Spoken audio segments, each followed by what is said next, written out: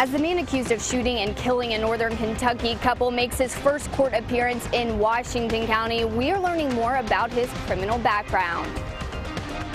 Danielle Nottingham in Dallas. Coming up, parts of the city try to get back to normal as investigators uncover more details on the shooter's plans. On the heels of a new poll showing Donald Trump ahead by more than 5 points in Kentucky, the presumptive Republican nominee is on his way to the Bluegrass this afternoon.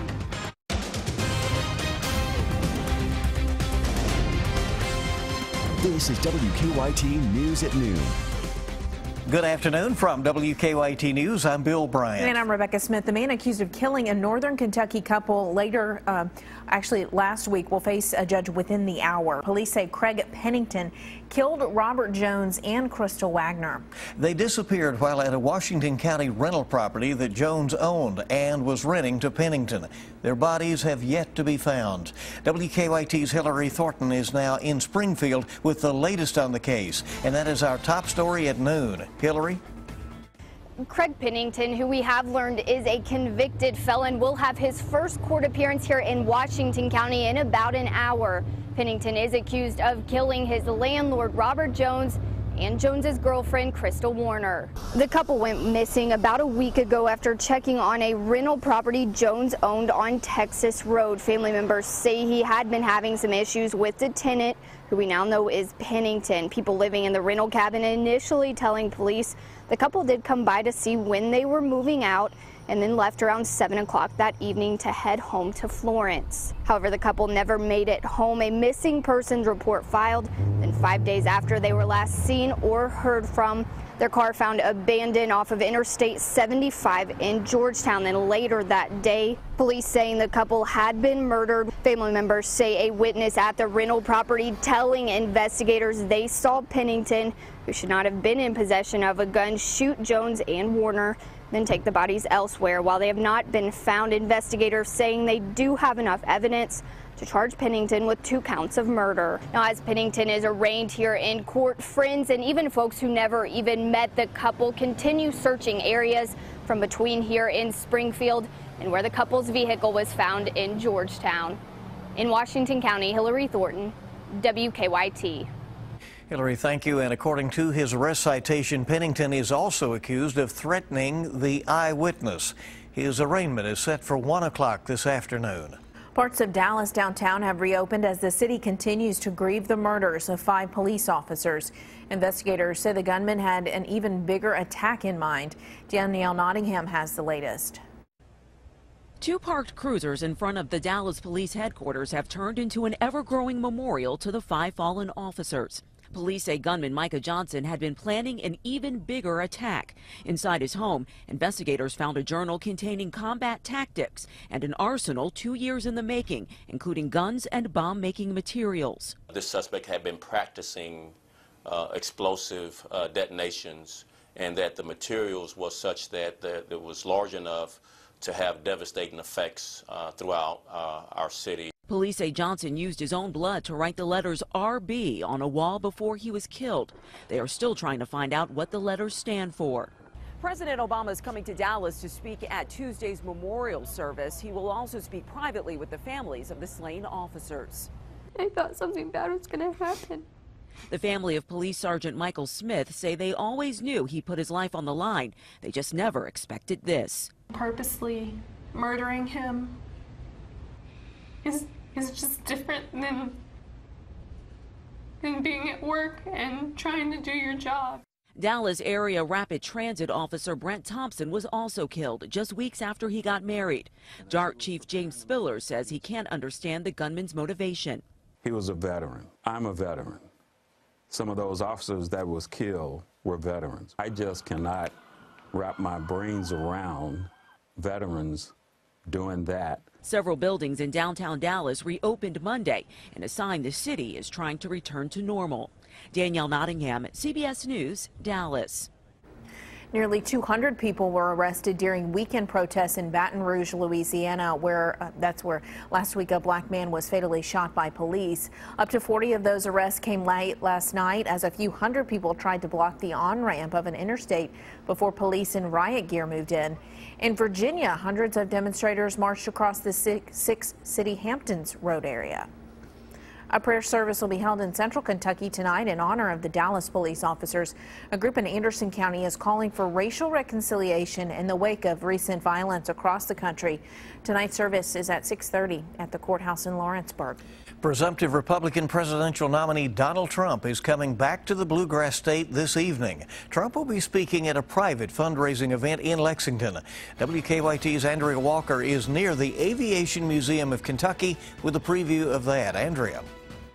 It's all quiet here at the Bluegrass Airport for now, but around 5 o'clock this afternoon, that's expected to change as Donald Trump will arrive on the scene. Today marks the presumptive Republican nominee's third visit to the Bluegrass State this year. Trump is set to arrive at 5 o'clock this afternoon at the Aviation Museum of Kentucky for a private fundraising event this evening. Tickets cost $1,000 per person and $5,400 per couple for a picture with Mr. Trump. Today's fundraising event comes on the heels of a new Pulse poll released this morning showing Donald Trump ahead of Hillary Clinton in the Bluegrass State, 28% to 34%. 38% of voters are still undecided. We spoke with Trump's team briefly this afternoon, but they declined our request for a comment. In Lexington, Andrea Walker, WKYT. Andrea, thank you. And again, today's event is private, so if you show up this afternoon without a ticket, you won't be allowed in. Hillary Clinton's campaign has announced that her former Democratic rival Bernie Sanders will join her at a New Hampshire event tomorrow. Sanders has not yet said if he will endorse Clinton, but he has told reporters that the two campaigns are coming together. We've also learned that Clinton will speak to the NAACP National Convention in Cincinnati, just as the Republican National Convention is getting underway in the other part of Ohio in Cleveland. She will address the nation's oldest civil rights organization a week from today. A Lexington firefighter who was an inspiration to many will be laid to rest in about an hour. Matt Logsdon passed away last week after a courageous battle with cancer. His funeral starts at 1 o'clock this afternoon in Louisville. WKYT's Sean Moody is live with more on how Logsdon's being remembered. There are firefighters from across the state here at Northeast Christian Church getting ready for Matt Logsdon's funeral. He lived here in Louisville, but he had served with the Lexington Fire Department for nearly 10 years. Logsdon's funeral service will be at 1 o'clock with a burial at Calvary Cemetery after. Now, the firefighters here say they expect hundreds of people from across the state to be here, perhaps as many as 1,500. Logsdon had battled cancer since early this year. He'd made trips back and forth to Chicago for treatment, but died last week. Now, while he was in that fight for his life, Logsdon also pushed for legislation that would make firefighters who died from certain types of cancer eligible for line-of-duty death benefits. That legislation passed this year, and his family may be one of the first to receive those benefits. Again, that service begins at 1 o'clock in just under an hour now. We'll have more from Louisville on WKYT News later this afternoon. Live in Louisville, Sean Moody, WKYT. There is a fundraiser for Logsdon's family coming up July 19th at Connemara Golf Course in Jessamine County. Well, it is a mainly dry day here in the Bluegrass. We have sunny skies out there, but also higher humidity levels. You'll notice that. And rain chances increase as we head throughout the work week. WKYT meteorologist Micah Harris is in our First Alert Weather Center now with a look ahead. Micah? Yeah, and the look ahead is not a bad look for today, because I think today is actually your mainly dry day. But then we hit the next couple of days, and that's when things start to change just a bit, and you'll start to see a few more storms work their way into the region. So there's your look on Defender Radar Network at this very moment. We're good to go. Down south, that's really where you need to watch out for a few rumbles of thunder popping up and moving on in from Tennessee. London, you'll have a better opportunity to see rain than, say, Lexington or Frankfurt. So the farther south you are, the better chance of actually seeing that. Already 83 degrees in Lexington. We'll finish off mid to even upper 80s in some spots. Southern storm, though, that's what we're focusing in on today. The next few days, it's those storms moving on in.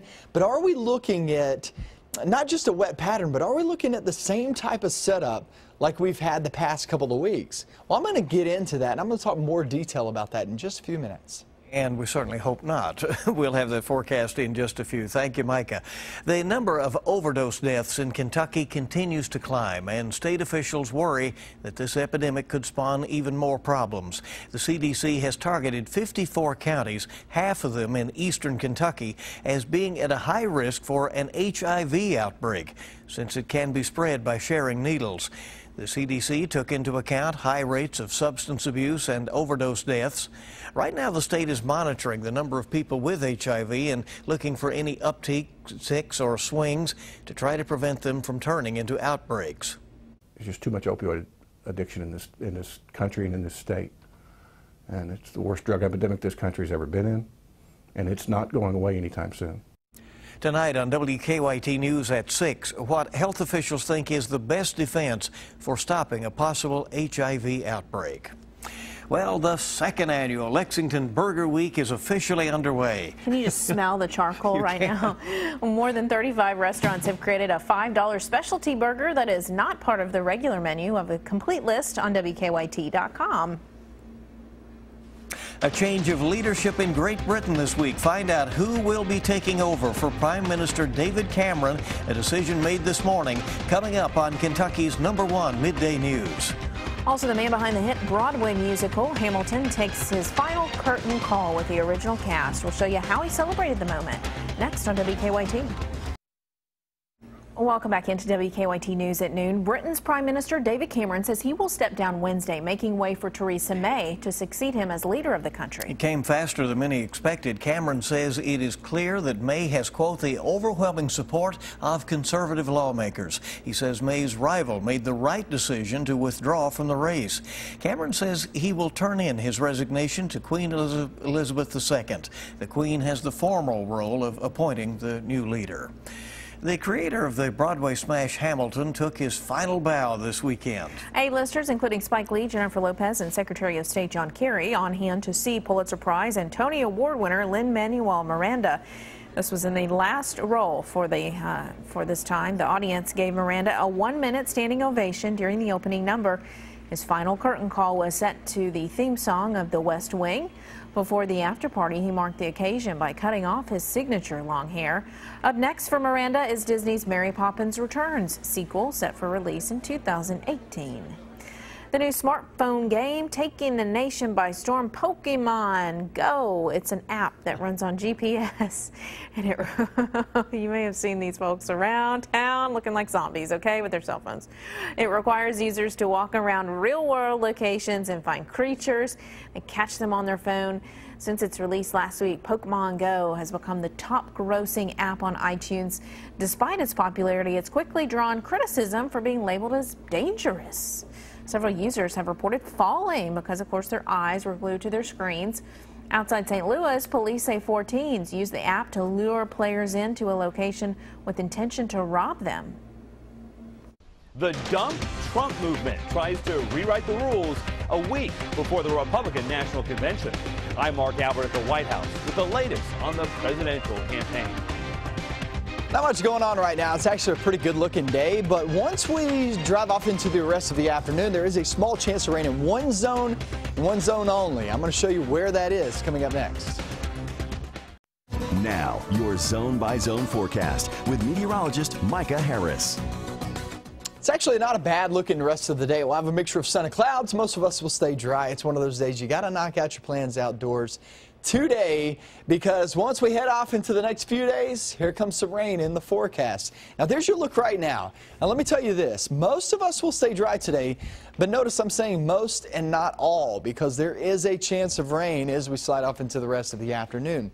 Now, through about 8 p.m. is when you can expect couple of blips there on the radar down in south and southeastern Kentucky. There is a possibility of that. It's not a great chance, but it's there. 83 degrees right now in Lexington. That goes for Frankfort.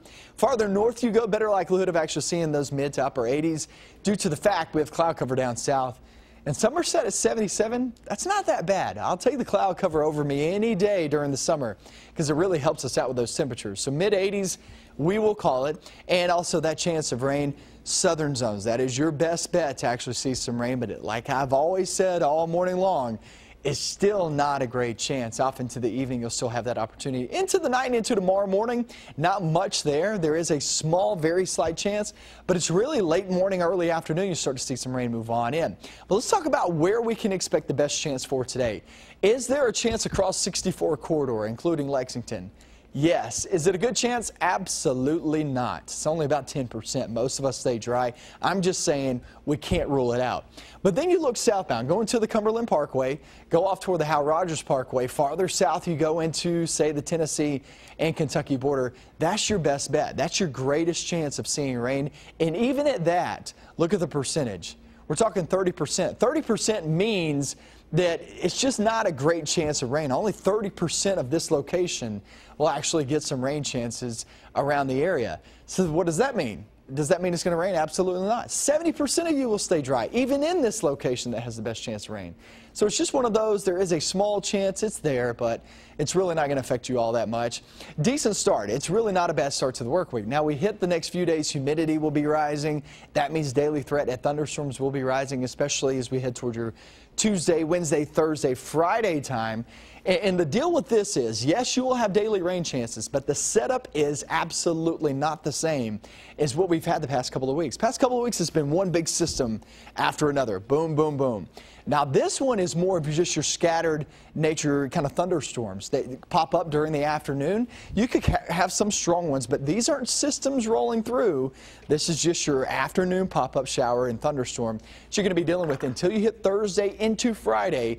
That's when you'll have a front roll through, and that's when you can pick up some pretty big thunderstorms. Thursday into Friday, we got to watch that, but Saturday and Sunday, hey, it looks like it'll move on out and actually bring us another good-looking weekend. Awesome. We need that. Yes, we do. Could we get another one like last weekend? I wish. I think it'll be warmer this weekend. It was nice, wasn't it? Yeah. All right. We're coming back on WKYT in a moment. A basketball great calls it a career. And football talk is fast and furious. Dave Baker is up next with sports. And as we check stocks heading to break this afternoon, the major market indicators are up.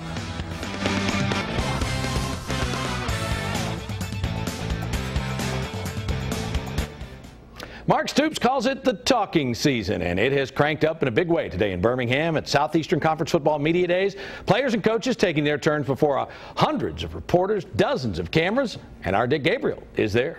Across the South today, they're talking football, thanks in large part to what's happening here on Radio Row at the Winfrey Hotel. More than 30 radio stations have set up shop here at SEC Media Days. Their listeners are ready.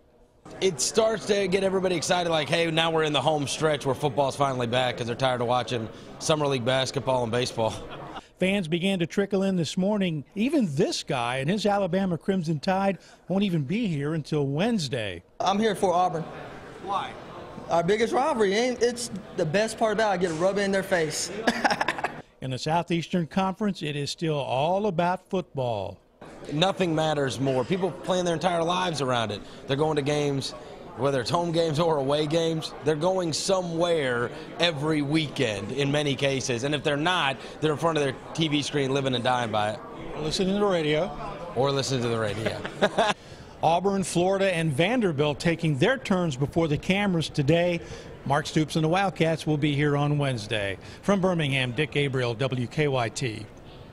Thanks, Dick. When Rick Pitino left Kentucky for the NBA, he said he did so because the Celtics had the best odds of winning the NBA draft lottery, and with it, Tim Duncan.